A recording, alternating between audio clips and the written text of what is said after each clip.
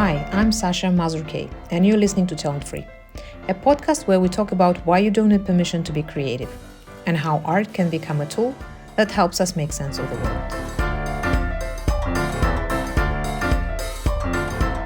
Like, give me a blessing to do this. And then I realized, well, the only person that's going to let me is me.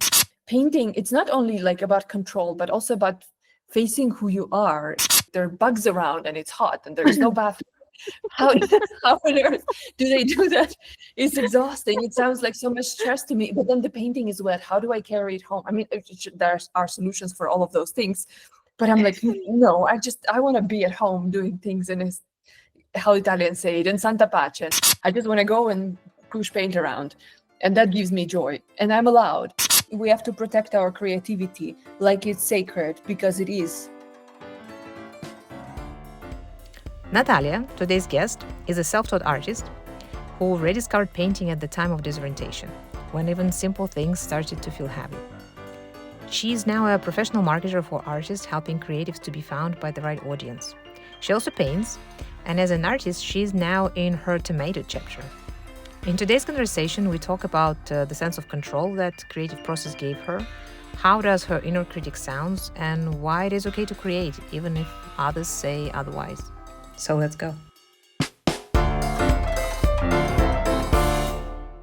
The whole idea that I really have to ask you a lot of questions came to me when, at the art picnic that you organized and I attended, when you said art and like painting gave you a sense of control. That was so unusual to what I usually hear, because people often say, I lose myself when I paint. So it was something very unusual. Maybe you can tell your story of how you started to paint from the perspective of the sense of control. What were you controlling?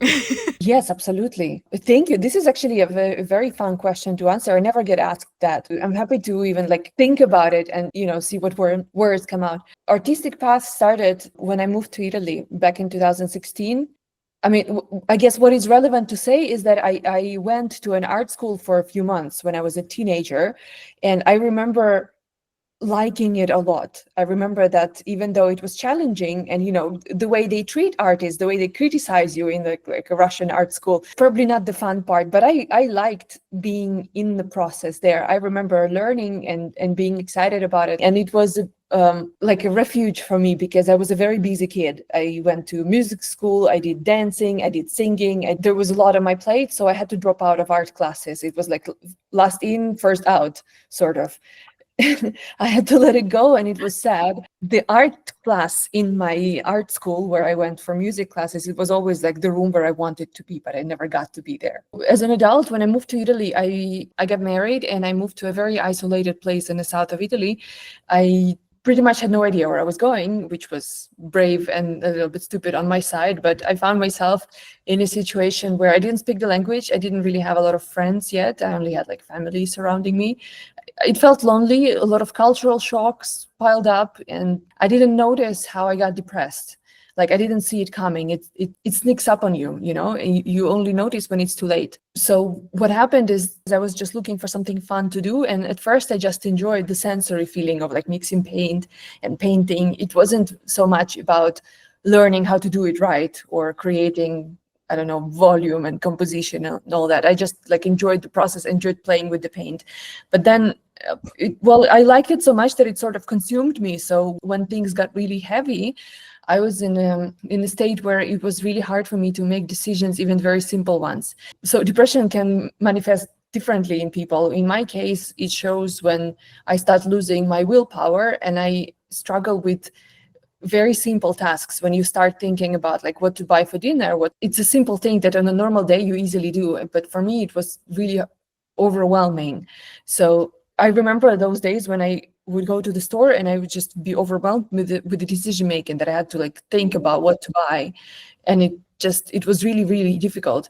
Things like that. And I became very introverted. I didn't want to go out. I didn't want to meet people because it was hard enough that I wasn't able to speak to anybody pretty much. So it was a lot of like alone time, a lot of, staying in bed, not being able to do much. And painting was the only thing that I would do gladly on any day, because I guess I understand people that say that it helps them like forget themselves and sort of lose control, because in a way that I would also forget myself. I would forget to feel bad. I would forget about anything that surrounded me. I would forget about my depression, about the challenges. I would just focus on the process.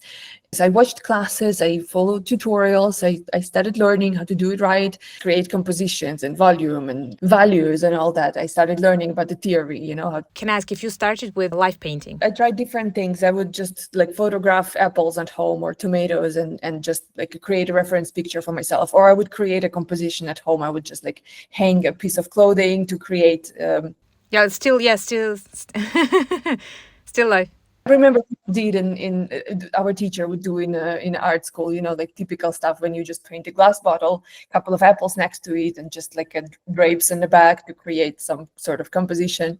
I tried all of that. So yeah, I painted from life. I painted from photographs that I did. I painted from photographs that I would find online. I also followed tutorials because sometimes I wanted to paint flowers like roses or peonies, and it was hard to find where I lived. Anything, I would paint anything that I liked. Some stuff I liked more, some stuff I liked less, etc. But the thing is that when I painted, that decision making was easier for me. These little things that you decide how to mix colors, how to put things on a canvas, how to add this brush stroke with that brush stroke. It's not that simple, but it was doable. I saw the connection between my decisions and the result.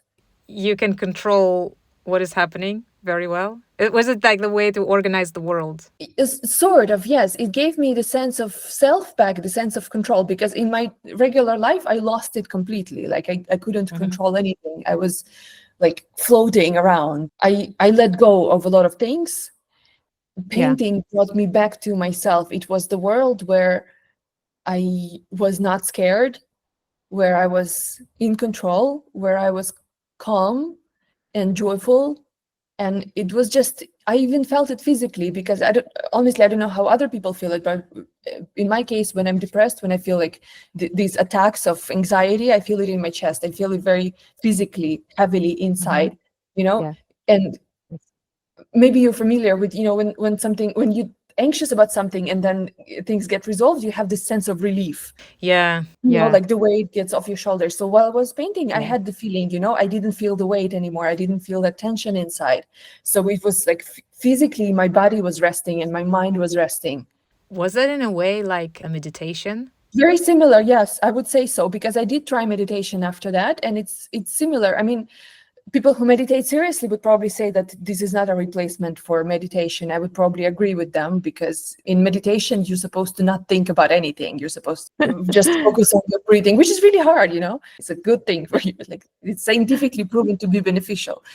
But painting, it is comparable to knitting or running, When I'm also a runner. Currently, I have an injury, so I can't. But when you run, you also focus on your breathing and just on the process, and you also let go of a lot of things. You're just there, and you have to move, and you have to like sweat it out. So yeah, I guess it's similar.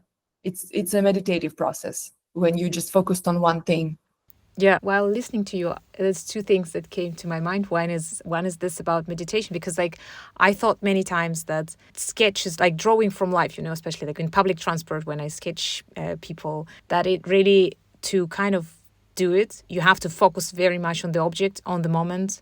And it's a more natural way to focus, because I also did meditation, not serious meditation, 20 minutes a day, something like that. Sometimes it's very, very hard, whether with sketching. I don't really need it happens automatically. I am forced into being super focused on what my hand does and what surrounds me at this very moment, because this person is gonna leave next stop maybe, or just move the position completely. So I have like few seconds or minutes. I have to be quick and I have to be super focused.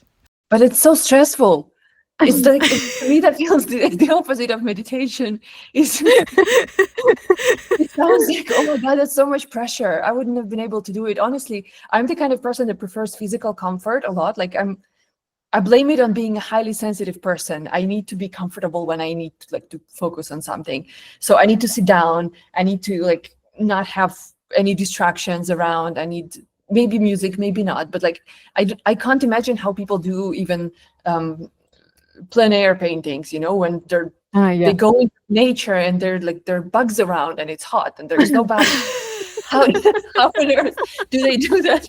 It's exhausting. It sounds like so much stress to me. But then the painting is wet. How do I carry it home? I mean, there are solutions for all of those things. But I'm like, no, I want to be at home doing things in how Italians say it, in Santa Pace, That's why you love the tomatoes. You can control a tomato. You put it where you want it to be. Exactly. Actually, maybe that's the reason. I never thought about it, but I never went for portraits or figure painting. I tried, but somehow it wasn't half as exciting as still life.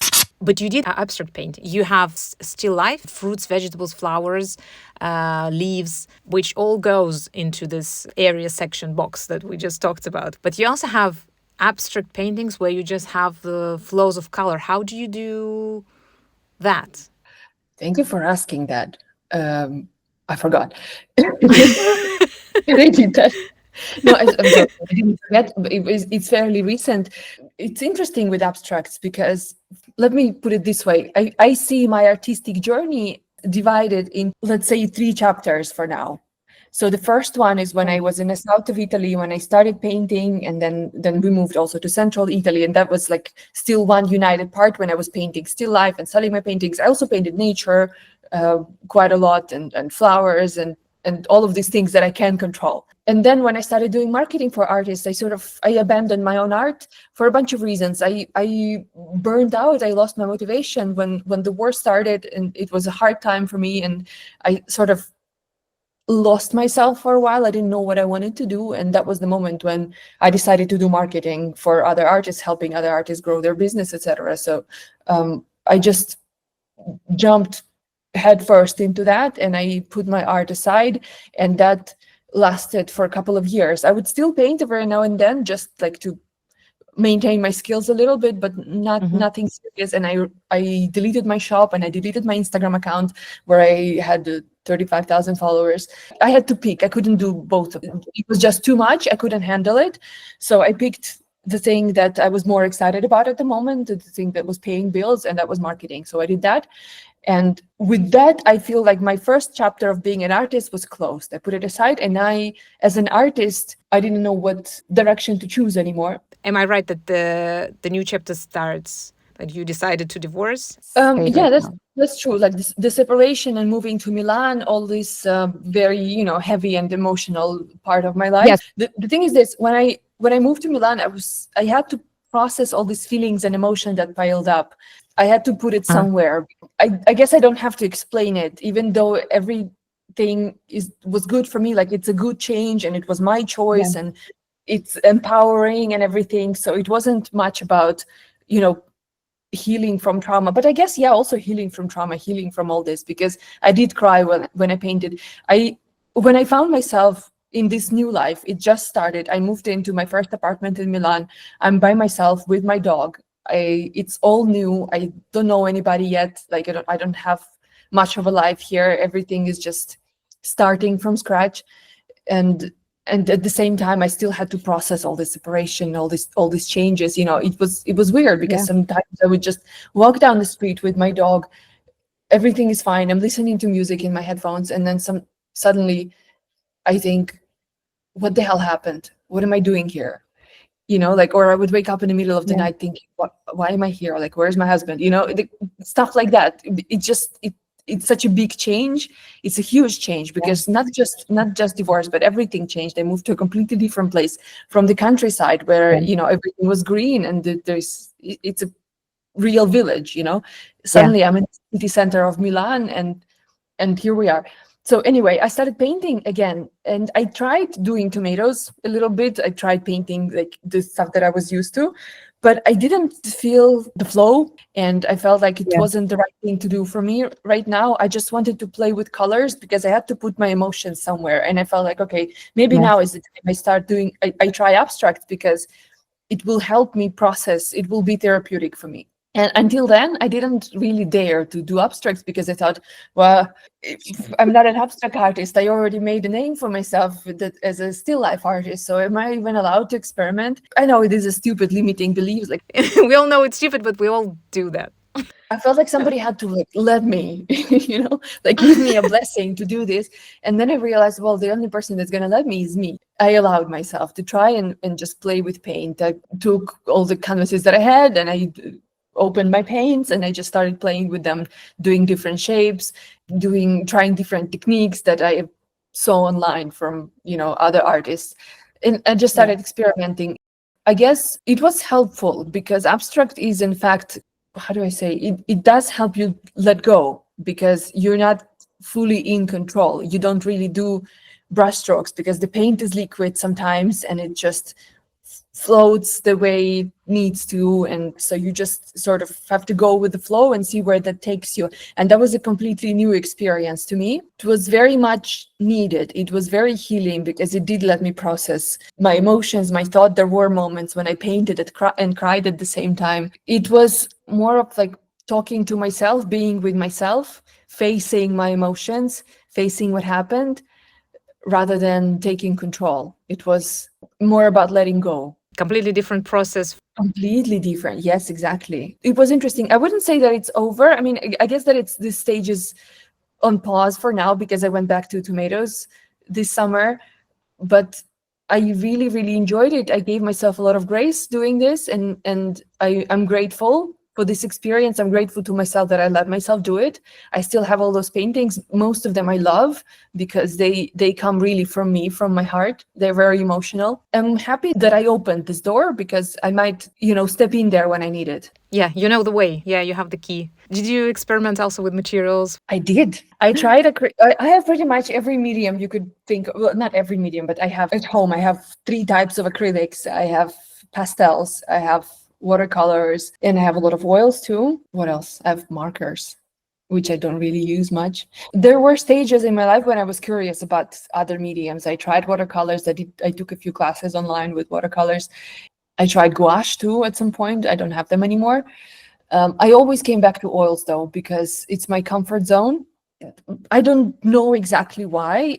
Maybe the simple answer to this question is that I'm just lazy to learn about how other medium behaves, or it's really not my thing, which is like more poetic, and I like that excuse more. I'm really used to how oils behave. I Yeah. trust the oils. I trust myself with the oils.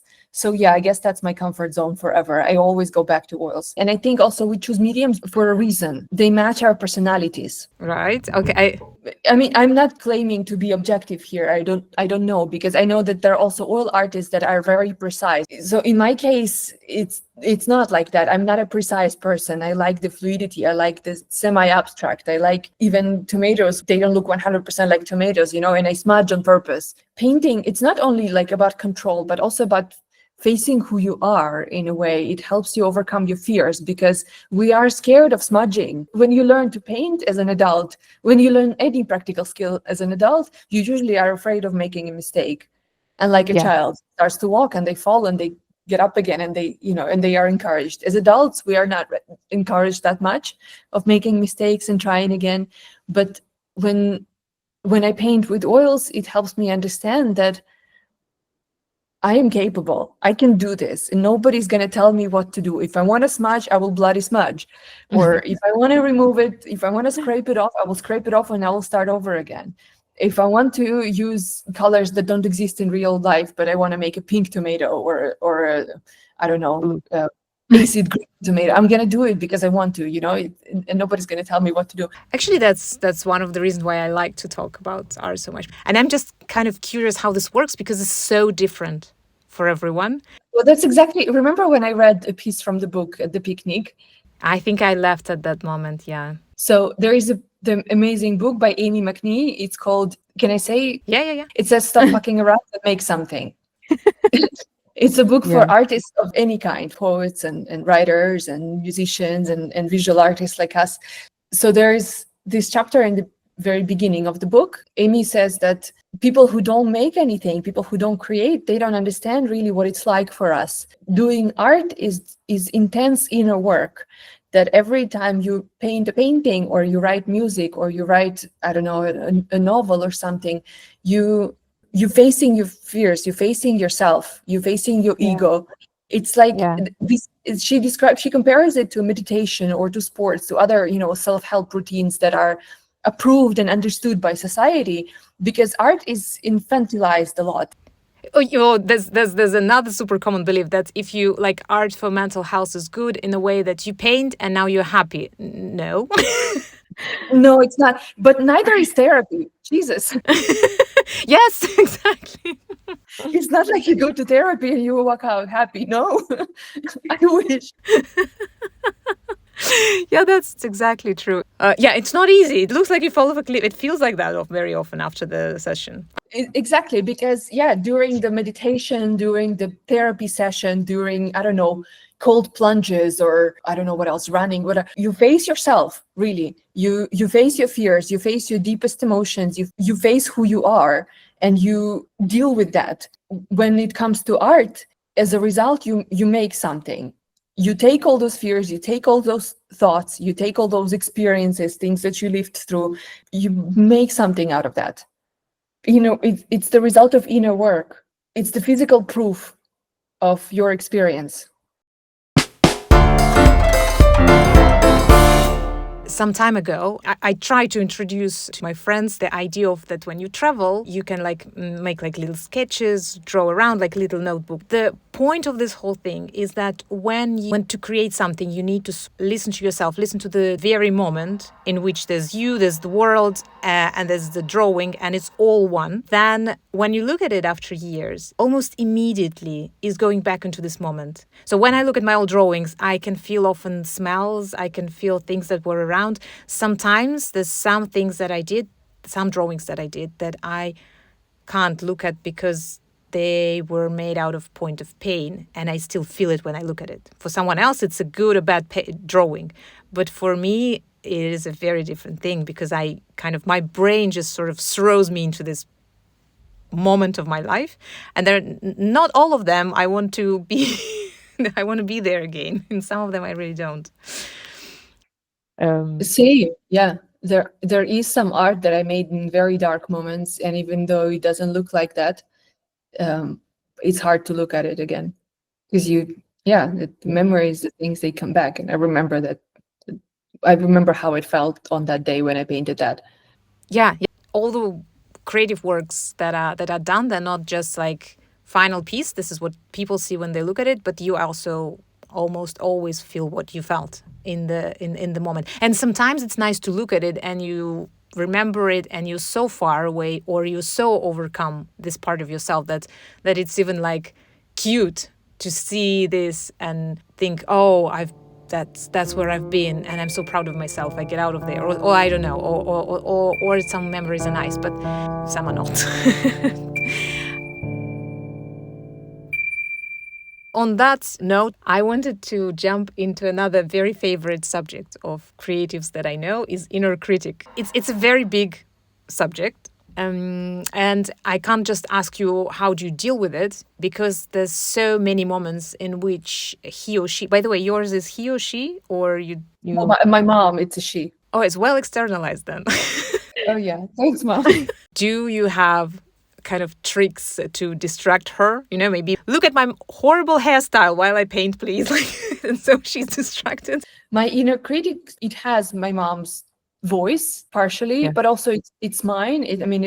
I have to take my own responsibility. It's my own fears and insecurities, I guess. It's a different conversation where they come from, but here they are. What is hard is doing something when you know it's not going to pay you back immediately.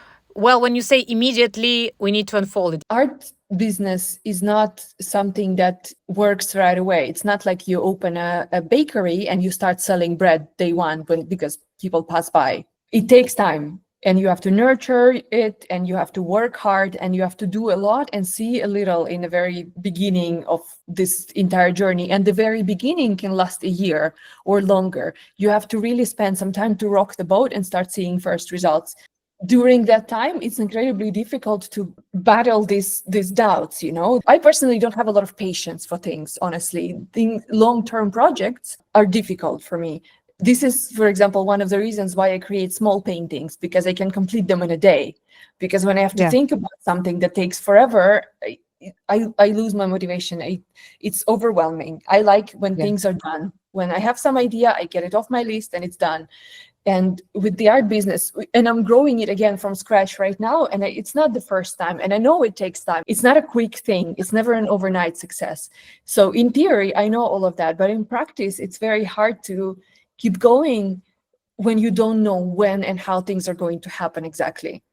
So again, this thing of not having full control over everything, it's where my inner critic thrives. It's Yeah. when it wakes up and starts telling you, you don't know, what are you doing? Don't you want to like get a job, with a salary? Things like that. And where my mom's voice kicks in is that my mom has a hard time understanding what's a hobby, for example. Like whenever things have to pay you, whatever you're Yeah. doing, Yeah. will pay you. If you don't benefit from it somehow, you're wasting your time. Yeah.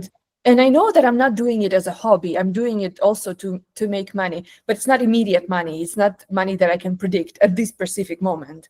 So this is the hard part. It feels like I'm gambling on myself, and we don't know what's going to happen. It's scary. Oh, gambling on yourself. I really, I really like it. That sounds to the point. I was expecting and kind of considering him to be more like, as I said, on your shoulder while you paint, whether what you describe is like on a bigger picture. And that makes me super curious. Does she shuts up when you actually paint and only comes out when you finish? So it's like, so now what? Oh Or, yeah, that's exactly thank you for the question. Actually, I mean, it's mostly silent while I paint because I'm not listening to this. I'm listening to my creative voices.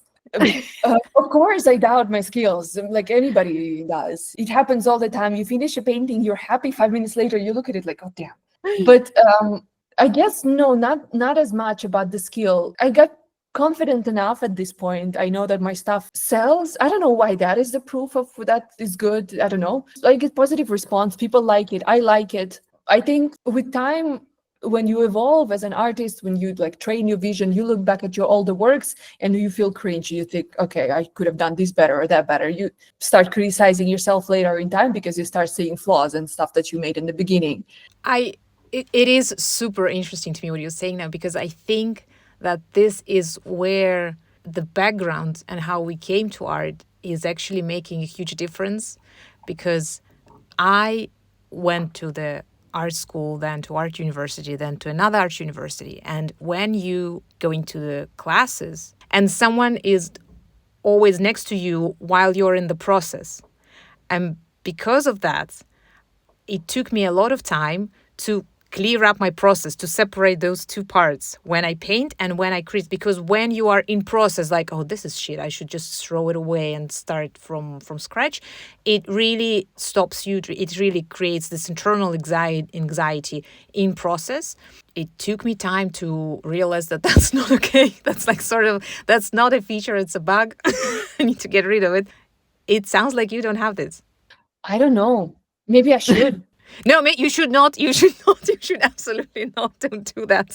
It's just. It was not helpful. Like all this feedback that you got. It's not helpful. No. Because there's a moment when you are creative and you experiment, and then there's a moment then you invite and welcome your critically analyze what you have done because you want to put it out in the world. And maybe you never invite, in my case, him. If I just did something, my travel journal, where I just make sketches of places where I am to remember them. Like, why on earth are you even here whispering in my ear that this is a disaster? No one's ever going to see this. I do it for myself, to keep my memories. The memories will come back anyway, and I really don't need you.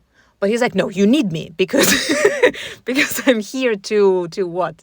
Like, I had to have a lot of conversation with my inner critic, so now I can welcome him sometimes if I do artworks that will see the world, that have place, that have purpose. But there's also other things that don't have place and purpose. And he used to hang around anyway, and he doesn't anymore. And I wanted to say grateful, but actually I'm proud, because that's the result of work.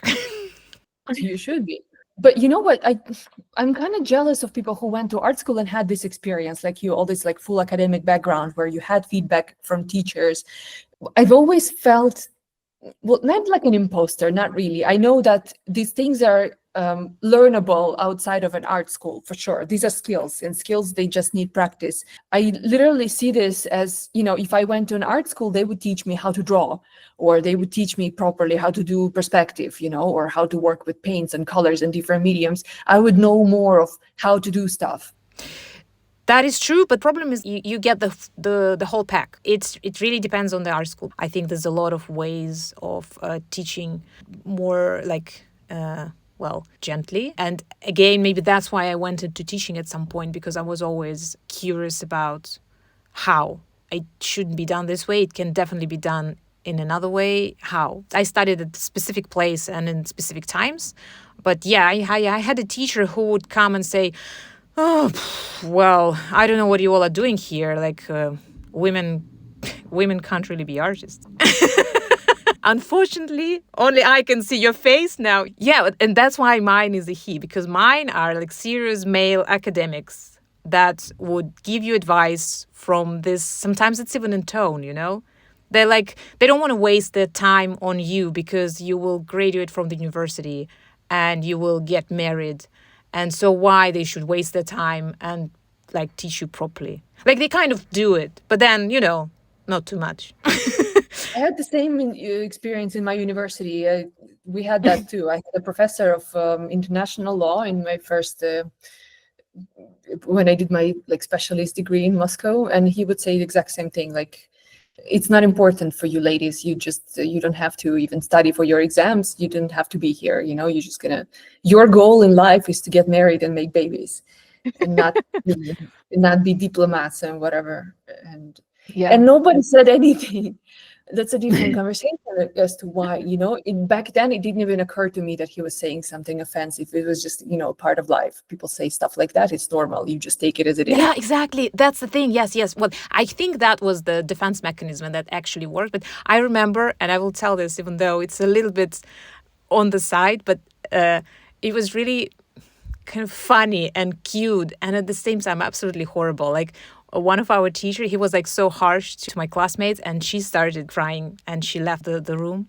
And he followed her and he wanted to calm her down because he got scared that he probably pushed her too much. And he was like, "No, well, you shouldn't cry about this. This is not a big deal. It's just a drawing. Well, I don't know. Maybe you cook the best soup ever, but just, painting, it's just not yours, Oh, that's how he's trying to calm her down, right? Just like, and she actually said to me that it actually helped her very much because he got her so angry that she came back and she changed everything. And I don't want it to sound like so terrible, because I also learned a lot from my teachers, but I also had all those ideas that were super unhealthy, and it took me years to kind of strap my skills from all that nonsense, because they were like, this is how it works. This is the art world. Yeah, that's a good observation. Do you think that's because it's Russia? Like, this is the Russian way of teaching. You have to suffer. Yeah, I think so, yes. My second degree I got in London, and it was completely different. They teach you to ask questions, to search which ones of those 10 skills you actually potentially think that you may need.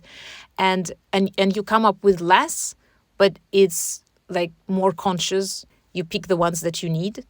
My mom is a very talented seamstress, and she is crazy perfectionist. And I mean, in her field of work, I see it as a good thing because it definitely helps her. She's she can make clothes and tailor things to any kind of figure, any kind of body, and that takes a crazy amount of persistence and discipline and perfectionism. If there is one little fold that's not supposed to be there, she's gonna undo the entire thing and do it from scratch again.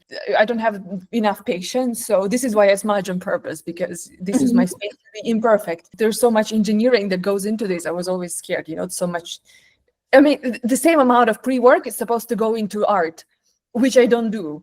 I mean, you're supposed to think through the composition and the values. Some people even pre-mix the colors. I don't have patience for any of that. I just want to go and push paint around.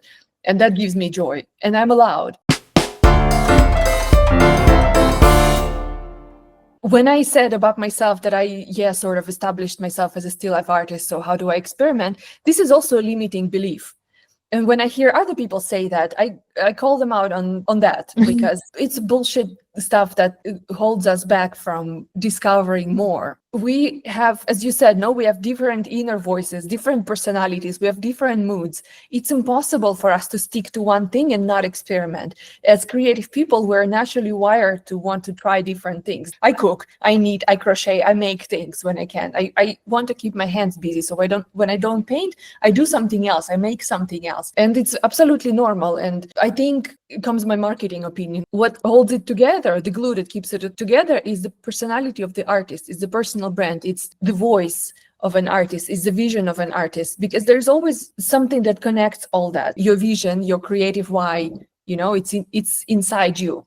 Maybe I'm being vague about it, but when it comes to marketing and offering your art for sale, this is where the personal brand matters a lot. An emotional connection with your audience, with your buyers. When people know you, they buy from you because you made it, because of you. Am I making sense? Yes, you do. What we have here, find it hard to separate the creativity, the skill, and the outcome in terms of money and selling. Because when art becomes a profession and it becomes something that feeds you, you are very limited in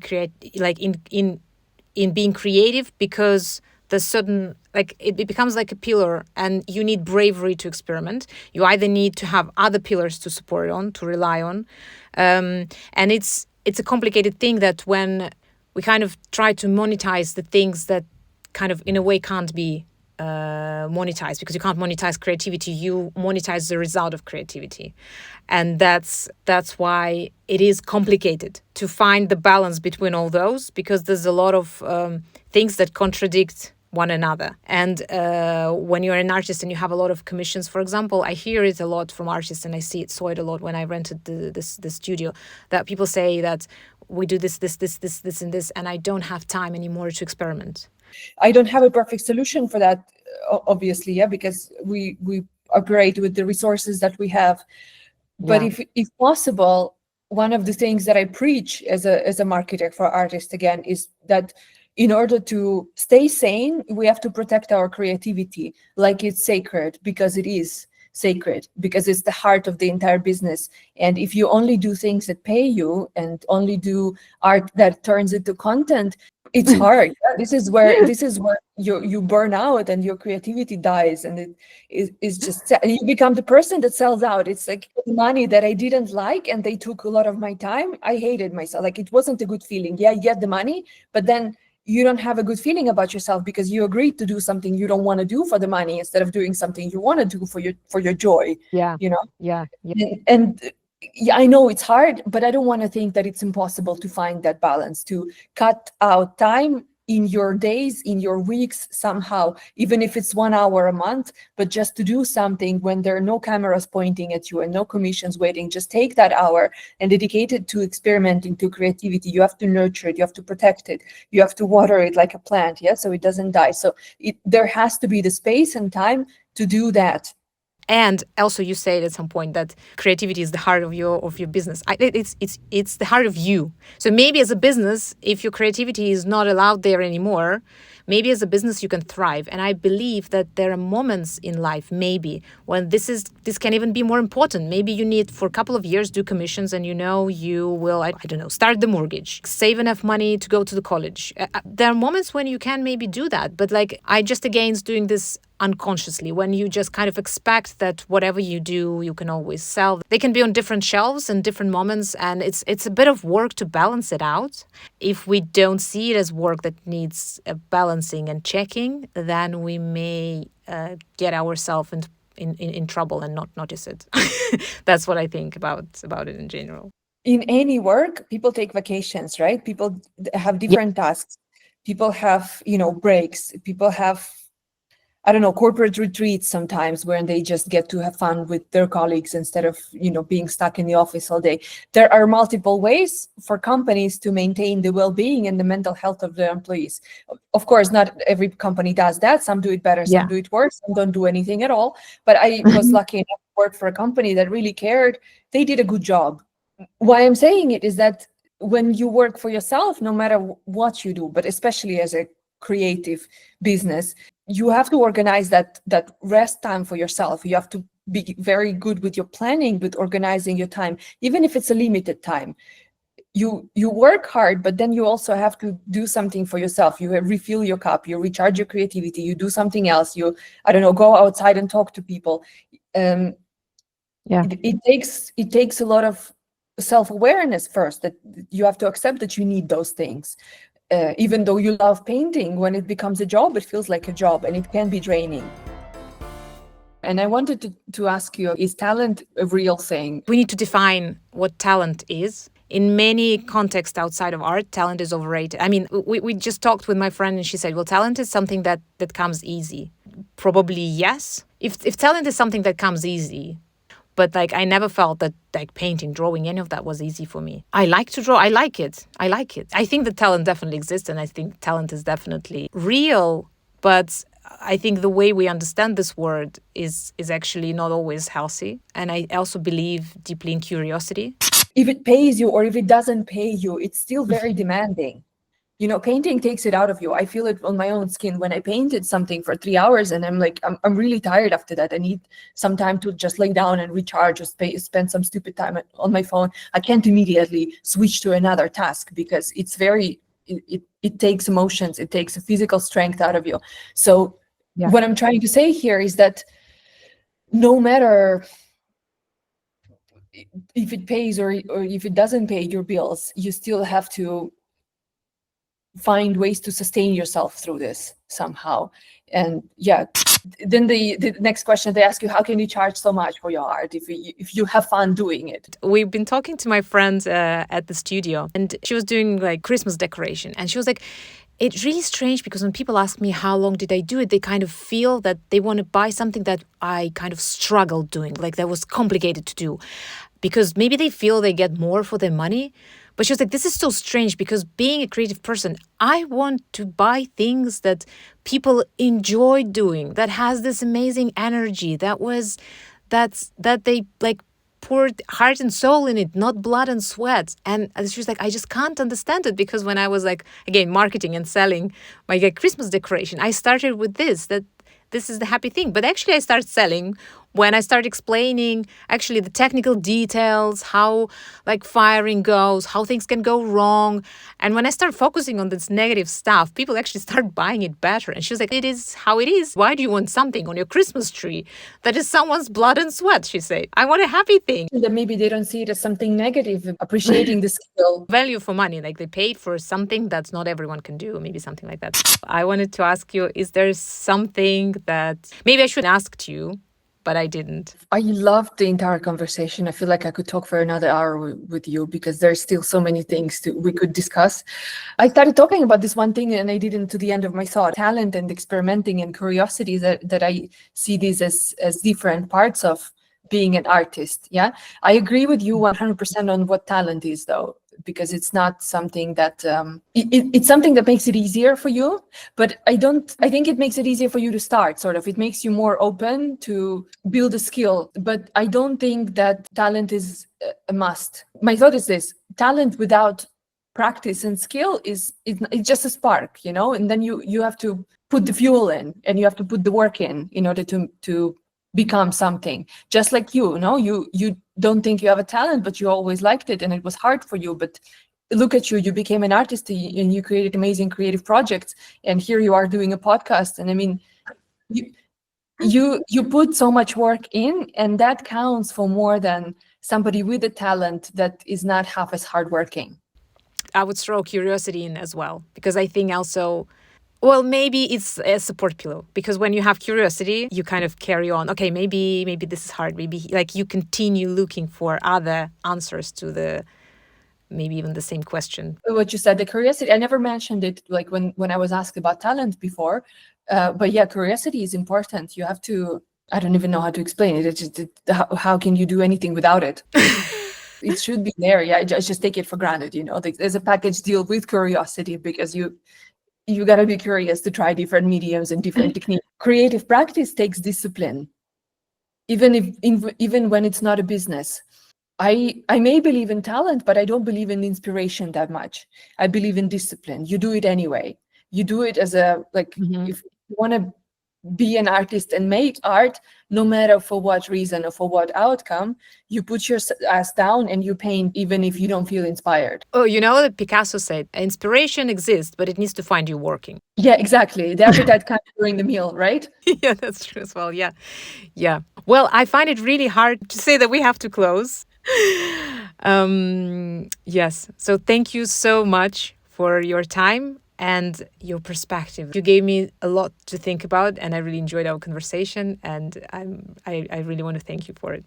Thank you, Sasha, for inviting me. I'm very honored to be your first guest, and I wish you lots of luck with this project. I hope to come back again maybe someday so we could talk a little bit more, because this is a lot of fun. Thank you. Thank you very much.